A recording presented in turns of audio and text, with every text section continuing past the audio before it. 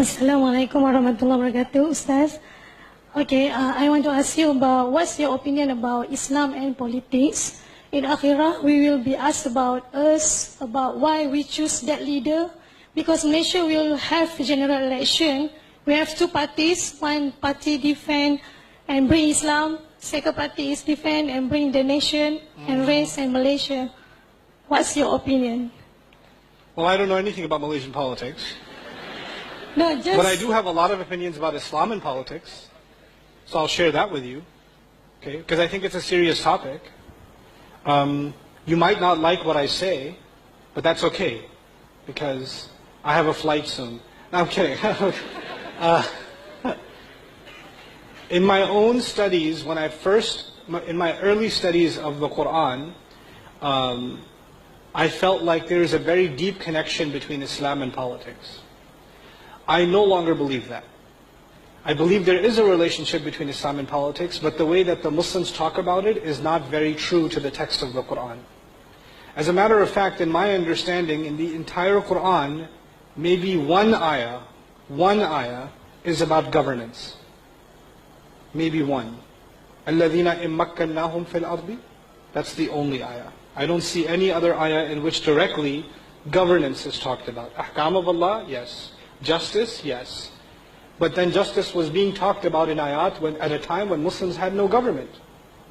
As a matter of fact, even the way we think about implementing the ayat of Quran, I feel that we oversimplify things.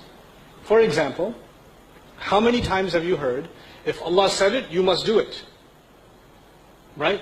Simple. Allah said it, you must do it. The ayat of Hajj came in Medina, in Baqarah, early Madani ayat. All the ayat are early, before Badr even, some of them. Did the Muslims do Hajj? No. They did Hajj many years later. They were reciting the ayat of Hajj and the manasik and all, but they weren't doing it. Why aren't they doing what Allah said? It's not time yet. It's not time. So we have this kind of, I argue an extreme view of how Islam is applied. Okay?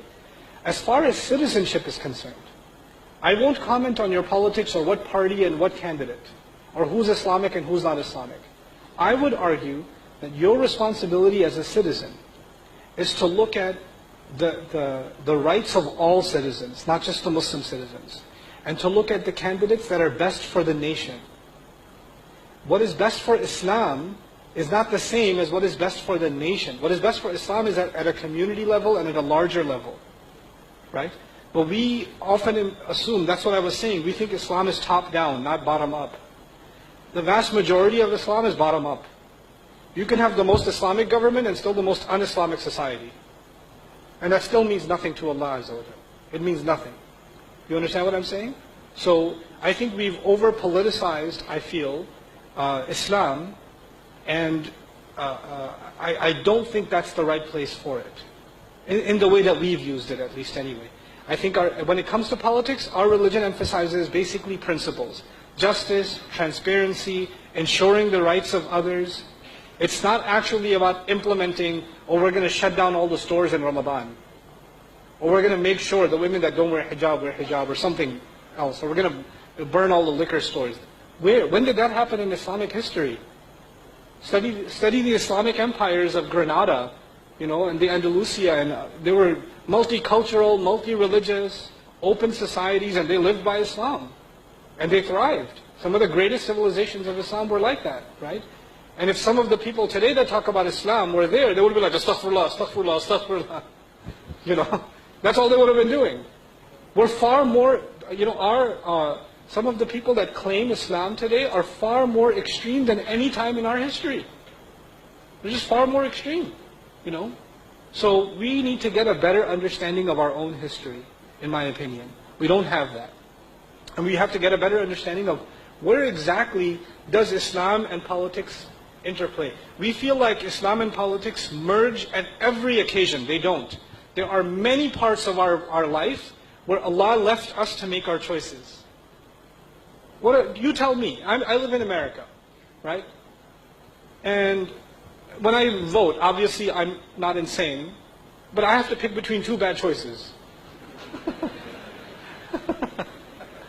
I have to pick between insane and evil. I don't know which one to go with. Like, you know.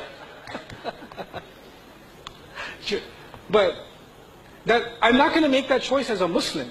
I have to make that choice as a citizen. You understand? And my choice is not the Islamic choice. It's the choice based on my common sense. The same is true of you.